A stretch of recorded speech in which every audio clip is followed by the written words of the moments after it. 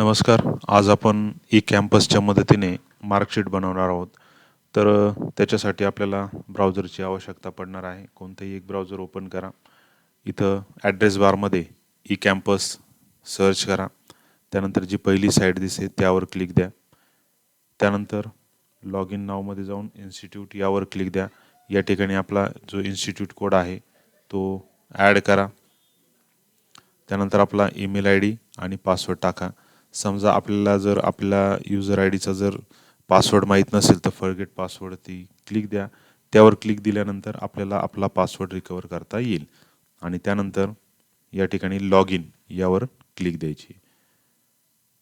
Result software या ऑप्शनवरती click देऊन आपल्याला रिझल्ट स्कूल रिझल्ट या प्लस चं चिन्ह आहे त्यावर जायचं आहे. त्यानंतर इथं मार्क इन्फॉर्मेशन आहे, या प्लस पॉईंटवरती आपल्याला क्लिक द्यायची. तर आपल्या कामासाठी स्कॉलॅस्टिक, को स्कॉलॅस्टिक, हॉलिस्टिक डेव्हलपमेंट, हेल्थ स्टेटस आणि मार्क व्हॅलिडेशन ह्या ज्या एकूण 5 टॅब आहेत त्या महत्त्वाच्या आहेत. तर सुरुवात आपण स्कॉलॅस्टिकपासून करूया. या ठिकाणी आपण प्रायमरीमध्ये जाऊया. त्यानंतर टर्म 1 घेऊया. त्यानंतर ह्याच्या 5 टेस्ट आहेत. ह्या 5ही टेस्ट आपल्याला इम्पोर्ट करायच्या आहेत. पहिल्यांदा मी पॅरेडिकवर क्लिक देतो. त्यानंतर इकडनं मी स्टँडर्ड समजा फर्स्ट घेतो किंवा थर्ड स्टँडर्ड घेतो. त्यानंतर इकडनं डिव्हिजन 1 घेतो आणि इकडनं सब्जेक्ट समजा मी इंग्लिश घेतो. मग आता आपण पहिल्यांदा काय करूया, एक्झामच्या ऐवजी आपण सब्जेक्ट इम्पोर्ट करून घेऊया. मग सब्जेक्ट इम्पोर्ट करण्यासाठी आपल्याला इम्पोर्ट सब्जेक्टवरती क्लिक द्यावी लागेल आणि इकडनं काय करावं लागेल, आपल्याला ओके करावं लागेल आणि दिसण्यासाठी डिस्प्ले करावा लागेल. त्यानंतर असे सर्व सब्जेक्ट आपल्याला काय करायचे, इकडनं इम्पोर्ट करून घ्यायचे. ठीक आहे. आणि इकडनं डिस्प्ले करायचे. ऑलरेडी थर्ड स्टँडर्डच्या मॅडमने बहुतेक डेटा फिल केलेला आहे. ठीक आहे. काल जे आपण छोटंसं ट्रेनिंग घेतलं त्यानुसार बहुतेक त्यांनी केलेलं आहे. ठीक आहे. अशा सगळ्या जो डेटा आहे तो सगळा डेटा काय करायचा, आपल्याला इकडनं इम्पोर्ट करायचा. आपण दुसरी स्टँडर्ड घेऊया. समजा मी घेतोय सेकंड स्टँडर्ड घेतोय. याच्यामध्ये इंग्लिश इकडनं मी काय करणार, इम्पोर्ट करणार. ओके. आणि इकडनं डिस्प्ले करणार.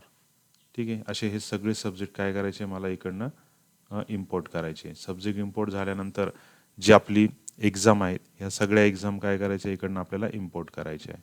ठीक आहे. इम्पोर्ट केल्यानंतर काय करायचं असतं, आपल्याला इकडनं डिस्प्ले करायचं असतं. ठीक आहे. ह्या सगळ्या एक्झाम आणि सब्जेक्ट 1 बाय 1 आपल्याला काय करायचे, इम्पोर्ट करायचे. पहिल्यांदा काय करायचं, सब्जेक्ट इम्पोर्ट करून घ्यायचे आणि सब्जेक्ट झाल्यानंतर काय करायचं, आपल्याला टेस्ट ह्या ज्या एक्झाम आहेत ह्या एक्झाम आपल्याला इम्पोर्ट करून घ्यायच्या. ठीक आहे. हे सर्व झाल्यानंतर आता मार्क लगेच फिल करायचे नाही आपल्याला. पहिल्यांदा आपण सब्जेक्ट इम्पोर्ट करून घेऊया. आता सब्जेक्ट इम्पोर्ट करताना स्कॉलॅस्टिकमध्ये सध्या आपण स्कॉलॅस्टिकमध्ये आहोत. याच्यामध्ये एकूण जे आपले 6 मेन सब्जेक्ट आहेत तेच फक्त इम्पोर्ट करायचे. म्हणजे याच्यामध्ये EVS असेल, इंग्लिश असेल, हिंदी, मराठी, मॅथ, सायन्स जे आपले मुख्य सब्जेक्ट आहेत तेच फक्त आपल्याला इथं स्कॉलॅस्टिकमध्ये ॲड करायचे.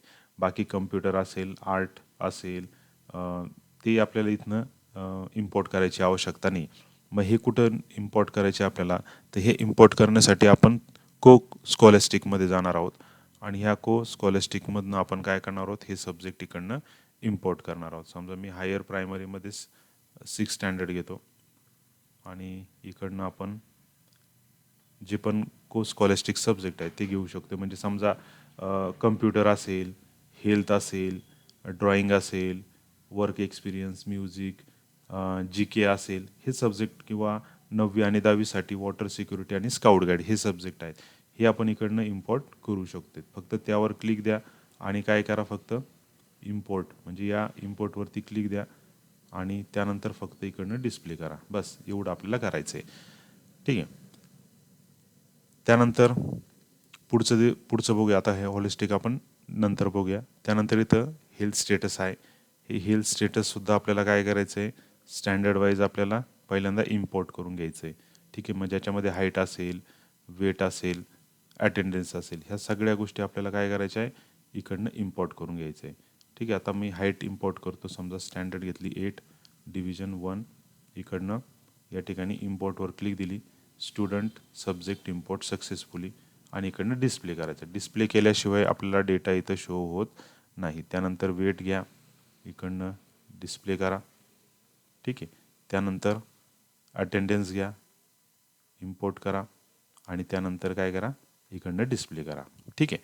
तर सर्वात प्रथम आपल्याला काय करायचं आहे, स्कॉलॅस्टिक, त्यानंतर हेल्थ स्टेटस यांच्यामधले जे पण काही एक्झाम नेम असतील, त्याच्यानंतर सब्जेक्ट असतील, ते सब्जेक्ट आपल्याला प्रथमतः काय करायचे, इम्पोर्ट करायचे.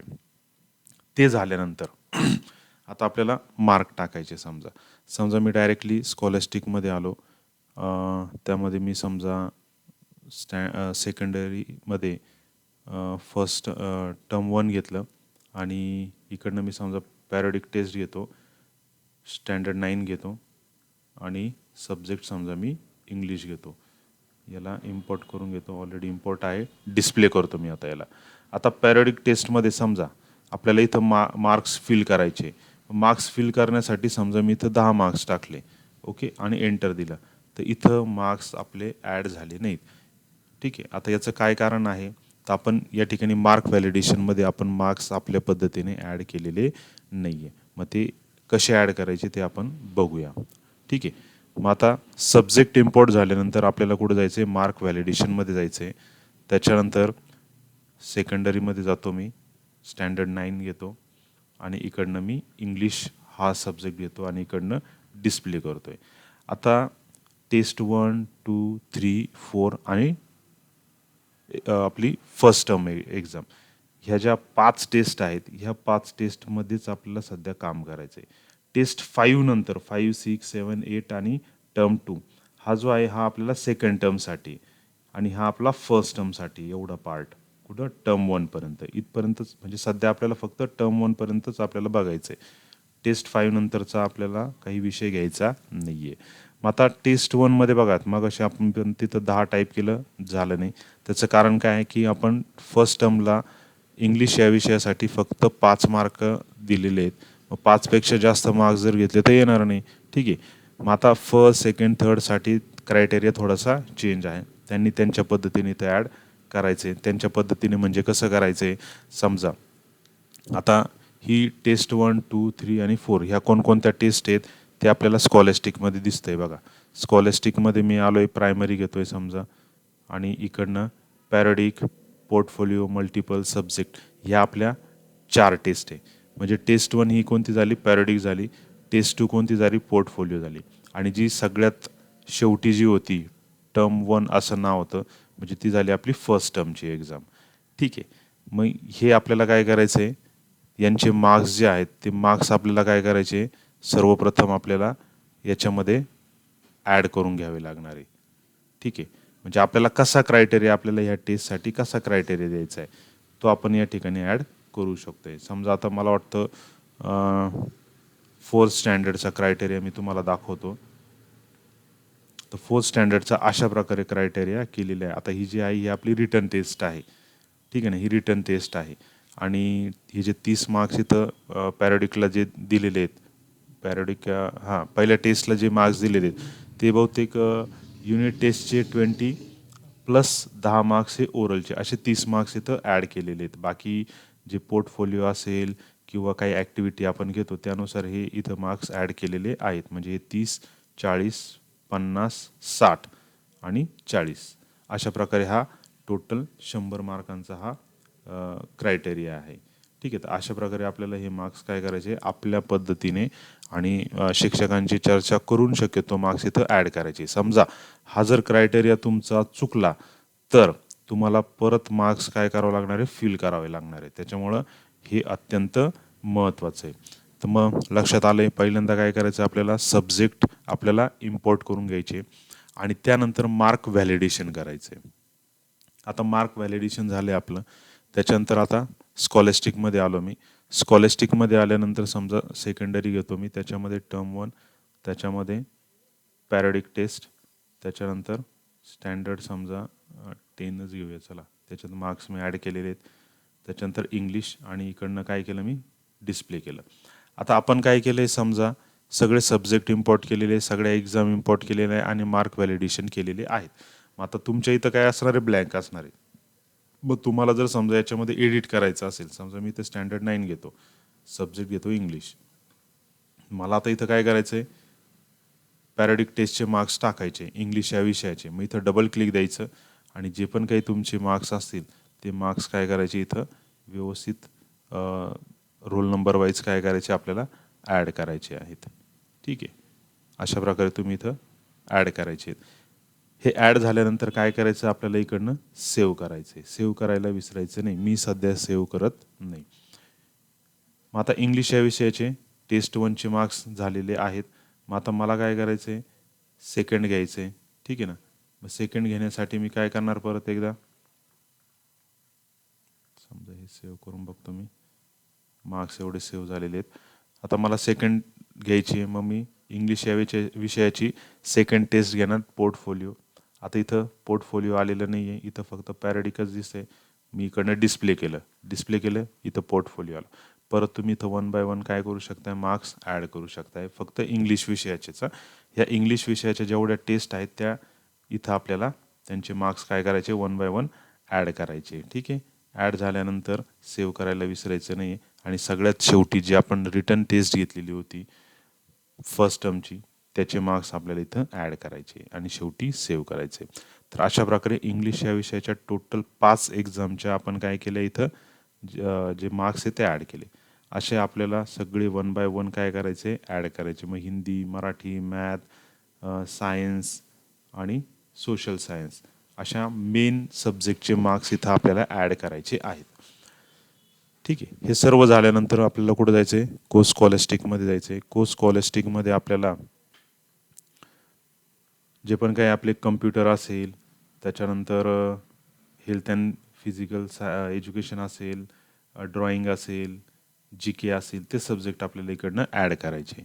आता याच्यामध्ये समजा चुकून आपल्याकडनं म्युझिक जर इम्पोर्ट झाला, तर म्युझिक इम्पोर्ट झाल्यानंतर काय करावं लागतं आपल्याला, ते 1 बाय 1 आपल्याला काय करावं लागतं, डिलीट करावं लागतं. त्याच्यामुळे शक्यतो सब्जेक्ट जे आपल्याकडे आहेत तेच सब्जेक्ट आपल्याकडे घ्या, नाही तर मार्कशीटवरती ते आपल्याला ब्लँक दिसतील. ठीक आहे, मग ते 1 बाय 1 आपल्याला डिलीट करावं लागेल, त्याच्यात खूप वेळ जातो. त्याच्यामुळे जे सब्जेक्ट महत्त्वाचे आहेत तेच सब्जेक्ट आपल्याला इकडनं इम्पोर्ट करून घ्यायचे आहेत. ठीक आहे, मग आता समजा कम्प्युटर, आता हा कितीचा आहे, 9thला कम्प्युटर नाही आहे, त्याच्यामुळे मी वॉटर सिक्युरिटी इकडनं इम्पोर्ट करून घेतो. ठीक आहे, आता वॉटर सिक्युरिटीचे ठीक आहे 10th स्टँडर्डचं घेतलेलं आहे मी.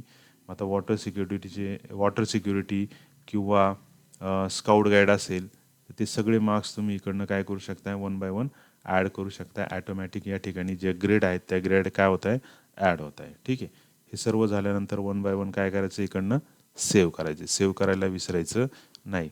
आणि समजा आता कम्प्युटर सायन्स असेल, समजा कम्प्युटर सायन्ससाठी मी स्टँडर्ड 7 घेतो आणि याला इकडनं डिस्प्ले करतो. ठीक आहे, आता कम्प्युटर सायन्स आलेले, कम्प्युटर सायन्सचे मार्क्स तुम्हाला इथं ॲड करायचे. मार्क्स ॲड केल्यानंतर ॲटोमॅटिक इथं काय होईल, ग्रेड आपल्याला दिसून जातील. ठीक आहे, मग 8वीपर्यंतचे कोणकोणते सब्जेक्ट आहेत, कम्प्युटर सायन्स आहेत, हेल्थ आहेत, आर्ट आहेत, त्याच्यानंतर जी के आहेत, हे सब्जेक्ट आहेत फक्त. बाकीचे वॉटर सिक्युरिटी वगैरे 8वीपर्यंत घ्यायची आवश्यकता नाही आहे. हे सब्जेक्ट झाल्यानंतर मार्क्स ॲड केल्यानंतर प्रत्येक सब्जेक्ट नंतर सेव्ह करायचे. सेव्ह करायला विसरायचं नाही आहे. त्याच्यानंतर हेल्थ स्टेटसमध्ये आपल्याला यायचं आहे. हेल्थ स्टेटसमध्ये पण काय करायचं आपल्याला, प्रत्येक विद्यार्थ्याची हाईट, वेट आणि अटेंडन्स आपल्याला काय करायचं आहे ॲड करायचे 1 बाय 1. व्यवस्थित बघून घ्या आणि त्यानुसार त्यांची उंची, त्यांचं वजन आपल्याला काय करायचं आहे ॲड करायचं आहे. ठीक आहे, अटेंडन्स पण व्यवस्थित बघून घ्या आणि अटेंडन्स पण काय करायचं आहे आपल्याला व्यवस्थित ॲड करायचं आहे. ठीक आहे, तर अशा प्रकारे आपल्याला या ठिकाणी जे पण काही हेल्थ स्टेटस आहे ते आपल्याला इथं ॲड करायचं आहे. आणि त्याच्यानंतर ह्या सगळ्या गोष्टी झाल्यानंतर सगळ्यात शेवटी आपल्याला काय करायचं आहे, रिझल्ट रिपोर्टमध्ये येऊन तो रिझल्ट आपल्याला डाउनलोड करायचा आहे आणि प्रिंट काढायचं आहे. समजा मी 10th स्टँडर्डचं देतो आहे टर्म 1 आणि त्यानंतर इथे रिपोर्ट कार्ड, त्याच्यानंतर इकडनं डिस्प्ले. तर अशा प्रकारे आपण काय करू शकतोय, ई कॅम्पसच्या मदतीने रिझल्ट आपण जनरेट करू शकतोय. अशा प्रकारे रिझल्ट आपल्यासमोर आलेला आहे. समजा तुमच्याकडनं हा रिझल्ट थोडासा मागं पुढं जर झाला असेल तर तो कसा सेट करायचा ते आपण नंतर बघूया. ठीक आहे. पण पहिले आपल्याला हे महत्त्वाचं आहे. परत एकदा मी सांगतोय, तर आपल्याला स्कॉलॅस्टिक, को स्कॉलॅस्टिक यांच्या मदतीने सर्वप्रथम आपल्याला एक्झाम आणि सब्जेक्ट हे आपल्याला इम्पोर्ट करून घ्यायचे आहेत. को स्कॉलॅस्टिकमध्ये आपल्याला जे को स्कॉलॅस्टिक जे सब्जेक्ट आहेत ते आपल्याला इम्पोर्ट करायचे आहेत.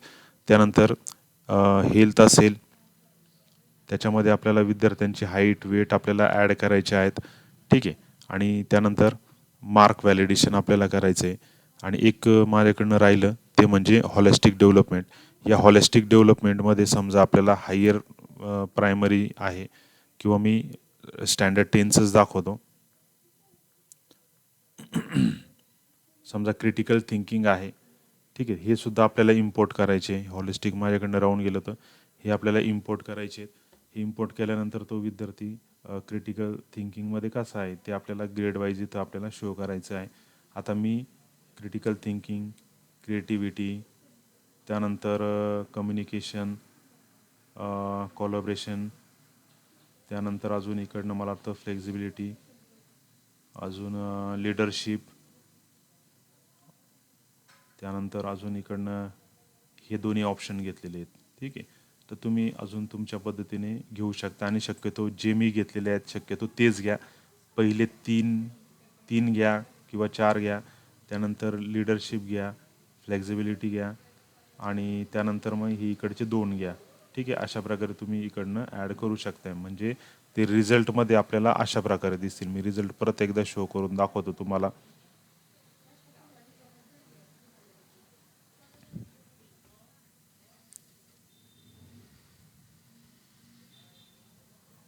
मग रिझल्टमध्ये तुम्हाला या ठिकाणी अशा प्रकारे इथं झूम करतो मी.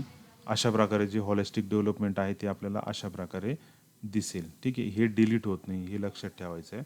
त्याच्यामुळे हे इम्पोर्ट करताना व्यवस्थित करायचं आहे. हे कोणकोणते बघा, पहिले 3 घ्या, त्याच्यानंतर या ठिकाणी 1-1, 2-2 ॲड करून घ्या. ठीक आहे. तर अशा प्रकारे आपण जे रिझल्ट शीट आहे ती रिझल्ट शीट आपण बनवू शकतो आहे. या संदर्भात जर काही अडचण आली तर नक्कीच माझ्याशी कॉन्टॅक्ट करा. थँक्यू.